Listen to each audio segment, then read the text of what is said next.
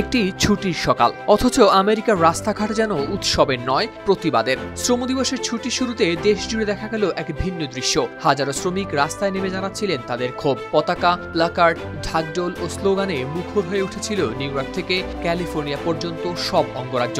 গেল সোমবার মোট 50টি অঙ্গরাজ্যে আয়োজিত এই 1000-এর বেশি সমাবেশে সবচেয়ে জোরালো হয়ে উঠেছিল একটাই সুর: ধন কুবেরের চেয়ে শ্রমিক গুরুত্বপূর্ণ। বিক্ষোভকারীদের দাবি নিরাপদ কর্মপরিবেশ, সবার জন্য স্বাস্থ্যসেবা, বাসস্থানের নিশ্চয়তা ও স্কুলে পূর্ণ অর্থায়ন। সেই সঙ্গে ছিল কর্পোরেট দুর্নীতি বন্ধ ও প্রান্তিক জনগোষ্ঠীর উপর আক্রমণ ঠেকানোর আহ্বান। একই সঙ্গে দেশটির প্রেসিডেন্ট ডোনাল্ড ট্রাম্পের নানা নীতির সমালোচনাও করেন তারা। সংবাদ মাধ্যম আল জাজিরার প্রতিবেদনেও প্রকাশ পেয়েছে এই তথ্য।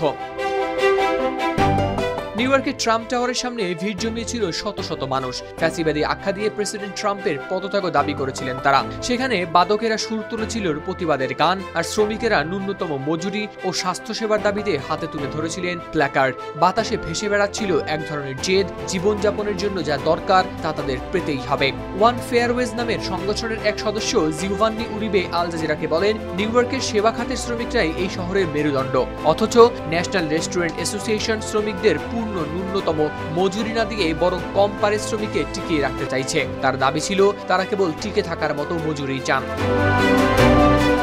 কিন্তু বাস্তবতা আরো ভয়াবহ। যুক্তরাষ্ট্রের কেন্দ্রীয় সরকারের নির্ধারিত ন্যূনতম মজুরি ঘন্টায় $7.25। 2009 সালের পর থেকে যা আর বাড়েনি। এর একটি কারণ হলো শিল্পগোষ্ঠীর সফল লবিং, আর ওয়েটার বা টিপ বকশিস নির্ভর কর্মীদের জন্য এই হার আরো কম, মাত্র $2.13, যা স্থির করা হয়েছিল বহু আগেই 1991 সালে।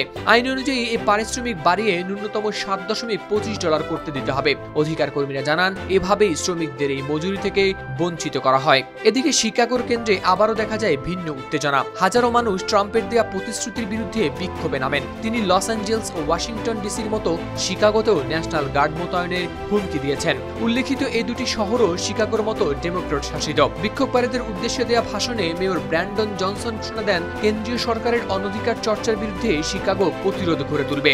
এ সময় বিক্ষোভকারীরা শিকাগোর নীল ডোরাকাটা পতাকা ওড়াচ্ছিলেন। তাদের কাছ থেকে জোরালো করতালি পেয়ে মেয়র বলেন, এই শহরটিই দেশকে রক্ষা করবে।